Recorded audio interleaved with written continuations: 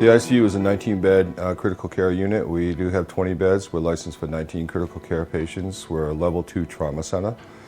It's a general ICU, so we take anything coming through the door that needs a higher level of care.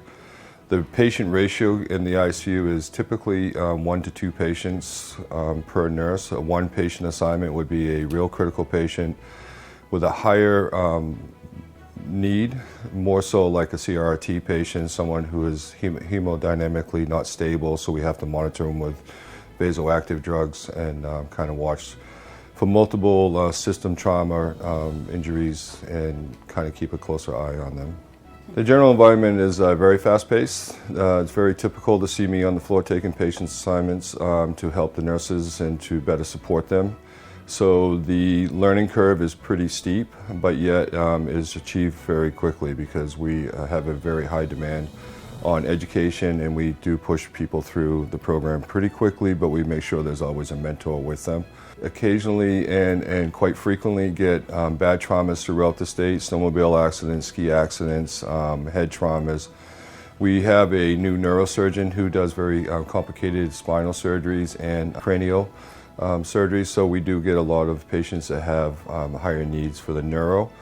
We also get a lot of surgical patients who have very complicated surgeries, whether it's bowel surgery or any type of thoracic type of surgery.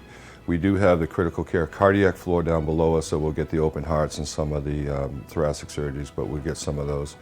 We do get a lot of the critical septic patients. Sepsis has become one of our higher admitting type population of patients, usually in the end stage, middle to end stage of sepsis, where they're very complicated care, meaning that they can't keep their blood pressures, they're very septic, they're organ failure.